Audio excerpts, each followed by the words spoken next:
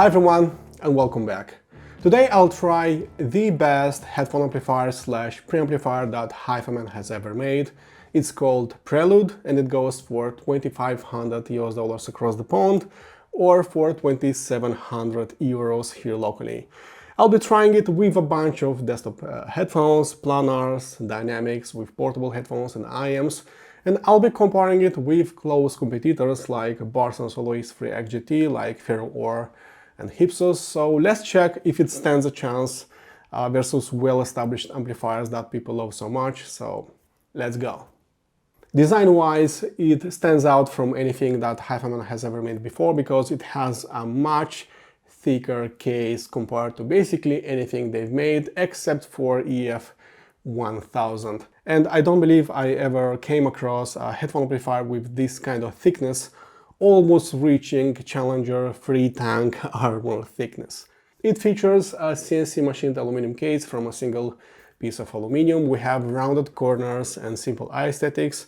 And since it's biased into full Class A operation and it's fully balanced, fully discrete design, it generates a lot of heat, and it makes sense why it was mandatory to use thicker plates all around for a better heat dissipation. There are two things which I don't enjoy that much about the Prelude. First of all, we have short rubber feet, and considering its outstanding look and crazy build quality, I would like to have taller metallic feet for a slightly nicer heat dissipation. And secondly, we have a plasticky volume knob that offers a lower physical resistance. I would like to have a metallic volume wheel, of course, and also a higher physical resistance, so it would work safer with sensitive loads like IEMs. Apart from this, it's built to withstand the test of time, it's solid as a rock, and it's resistant to scratches thanks to its sandblasted surface. Moving on to controls, we have two combo jacks on its front panel that can be used as quarter-inch headphone jacks or as a pair of dual 3-pin balanced outputs. Luckily, the era of dual 3-pin connectors is fading away, giving the high cost and no real advantage over the standard 4-pin XLR that you can see nearby. Lastly, we have a 4.4mm Pentacon jack, perfect for driving portable headphones and IEMs. A volume wheel sits exactly in the middle, and on the far right you can see three buttons that allow you to select a desired analog input, output and gain settings. All of that will be displayed on its monochrome OLED screen below, which I don't find that bright or dim, just right in late night listening sessions. On its back you'll notice pairs of XLR and RCA inputs complemented by a mirrored symmetry of analog outputs, since it can also function as a fully fledged preamplifier. Do note that it doesn't use a universal power supply, it's either the 110 volt or 220 volt version, and there's no way to change the voltage on the fly. As you well know by now, I'm trying to have a peek inside in all the units that are coming for a review. Unfortunately, those Torx T8 screws were thread locked, so I was unable to have a look inside and inspect that PCB. But the most important thing that you need to know is that this is a fully balanced, fully discrete, MOSFET-based, high current headphone amplifier and preamplifier. So yeah, this is a fully discrete unit, so forget about cheap op-amps or cheap components because you won't find them in here. It provides some serious power, actually 10 watts per channel in 32 ohms and 1 watt per channel in 300 ohms. So yes, this is one of the most powerful solid-state headphone amplifiers that I have tried around here. The MOSFETs are powered by a low noise and custom linear transformer. Unfortunately, we don't know how big it is, but I presume it's an 80 to maybe 120 watt linear transformer. Of course, it's regulated and it's filtered, so we're getting basically the cleanest power for every analog circuit. Last but not least, we don't have an oversimplified passive preamplifier circuit like most DA converters have, but an actual active line amplifier circuit that operates independently, embracing the same Class A output architecture and utilizing a range of analog relays for a precise volume control regarding of the volume or gain setting. Before you ask, I've used it in an overkill stereo setup and it replaced my own Cord Ultima to preamplifier, and later on I used it with all sorts of headphones and IAMs since I wanted to know everything about its performance as a headphone amplifier. Right from the get-go, even without any kind of burn-in, it was clear to me that the Prelude is starting to show off its different character and its laid-back attitude. And I'm happy to report that it's one of those amplifiers that are trying to show you the beautiful side of music listening. It has a lifelike tonality, it has a bolder, thicker sound than usual. It's sweeter sounding, and yes, you can call it even musical sounding or organic sounding. And sometimes I'm wondering if there is a double triode hidden somewhere inside, because sometimes it does sound like a well-made hybrid or tube amplifier, but without being one.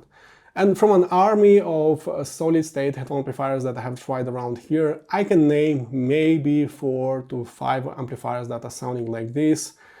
Quite musical, engaging, but without rising, the brightness, listening fatigue, the glare.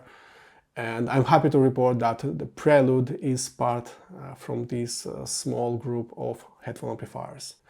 After a couple of minutes, the amplifier is stabilizing in terms of temperature and the sound becomes even smoother, even more liquid sounding than before.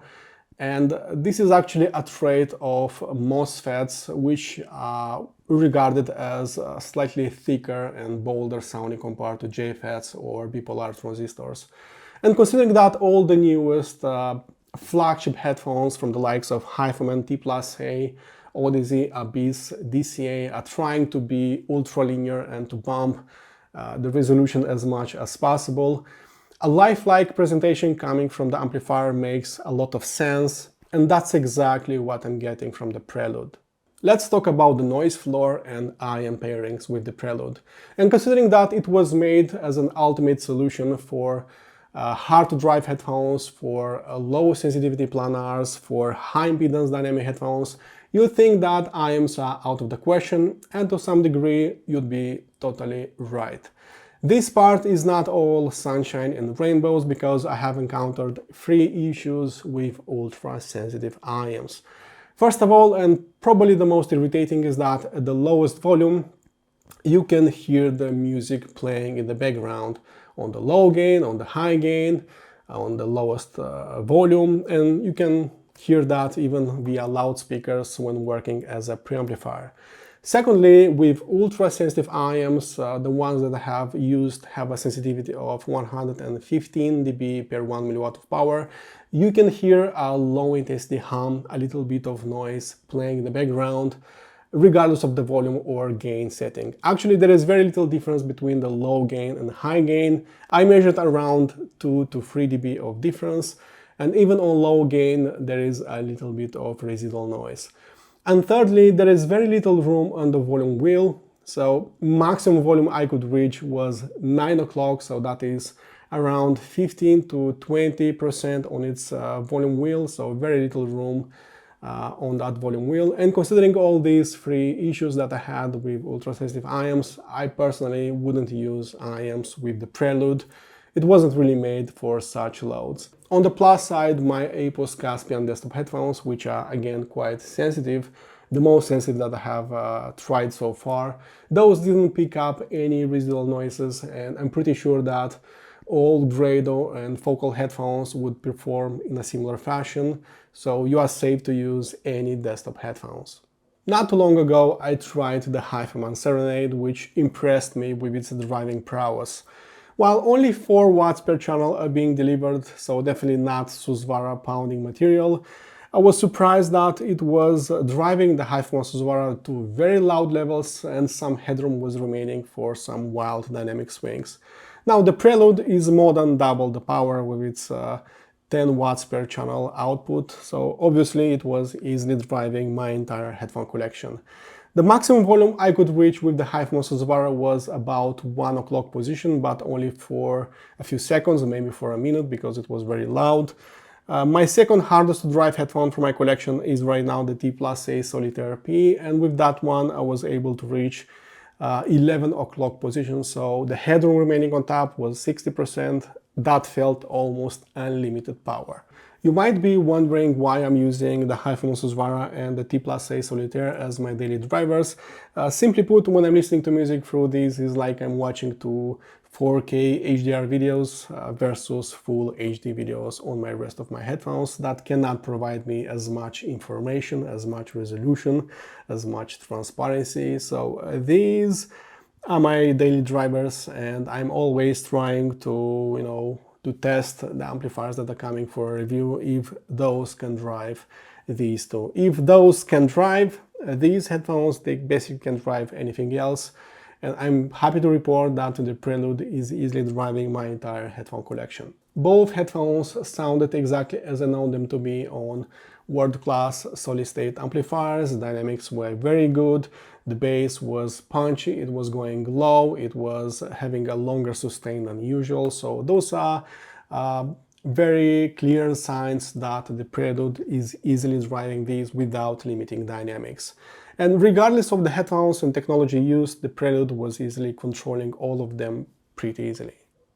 Checking out its dynamics and transient response, right from the start I observed that the Prelude has a slower pace, rhythm and timing compared to its close competitors like Ferrum OOR and Burson Soloist 3X GT. Both are fully discrete amplifiers, but those have different traits, different skills, different pros and cons. The Soloist 3X GT, for example, is more linear, it's more honest sounding, but it's lightning fast sounding, that is for sure. So it goes in and out really fast. It has a strong punch in the bass, but it's not sustaining that bass energy for too long.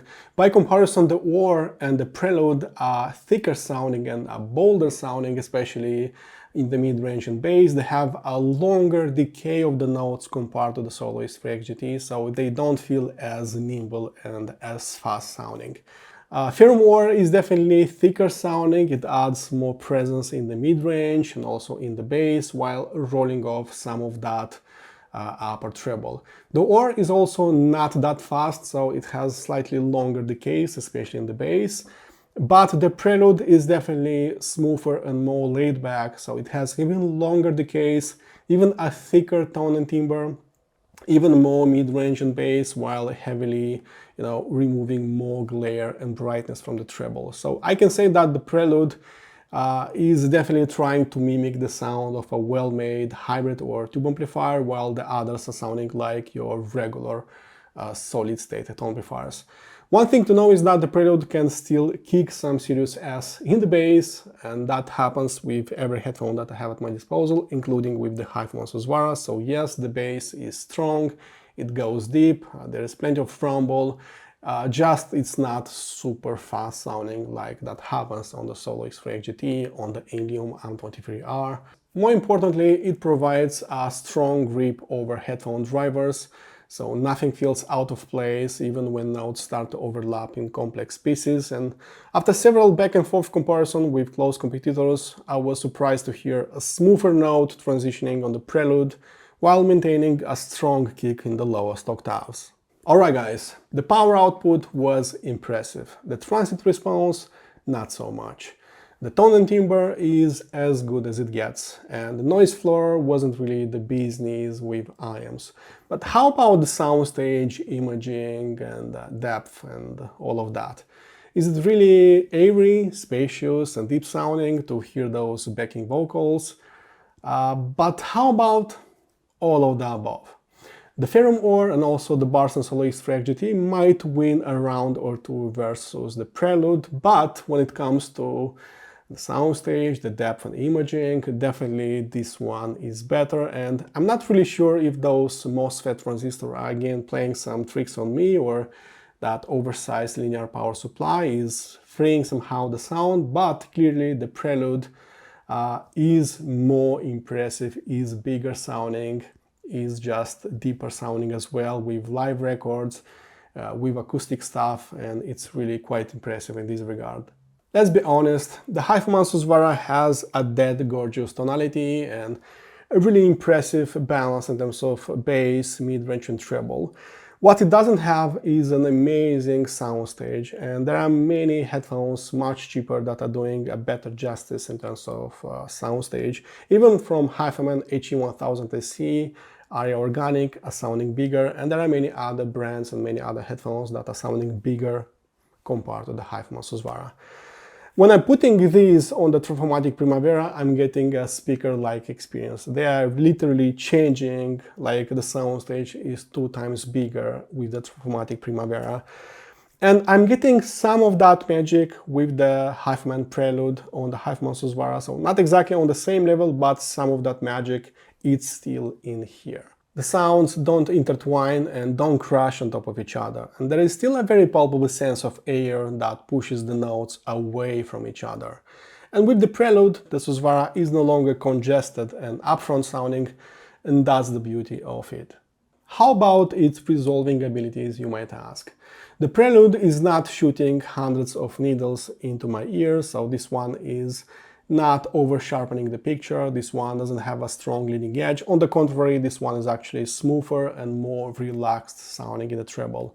And less experienced audiophiles and headphiles might think that this stunt negatively affects resolution, but I'm here to tell you that leading edge and sharpness has nothing to do with resolution.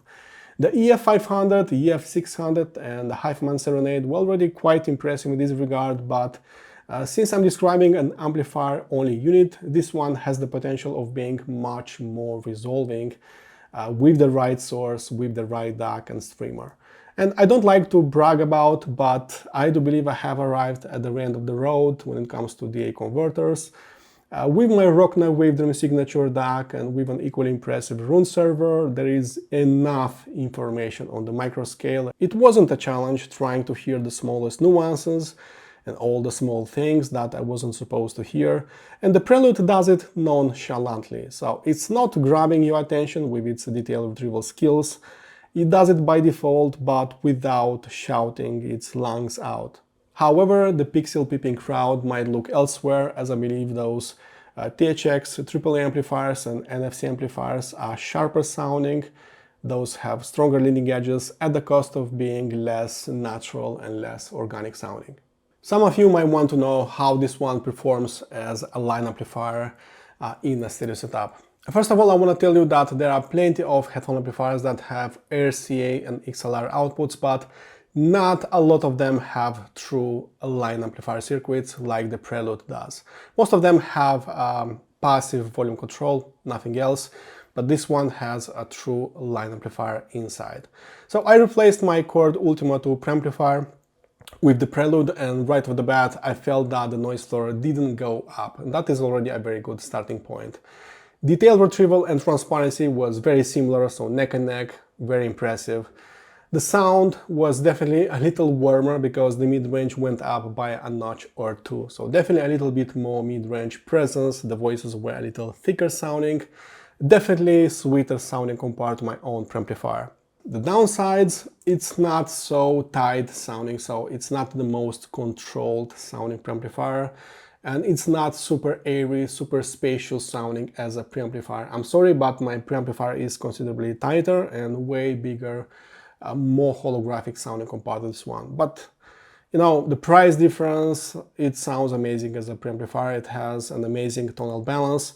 My former preamplifiers were not so thick and warm and sweet sounding, and this part actually makes it quite interesting. I wish its dynamics were a bit crazier, but hey, we cannot have it all at $2,500 US. Some sacrifices still needed to be made, and overall the Prelude can work as a dedicated preamplifier as it sounds like a standalone Class A, fully discrete preamp.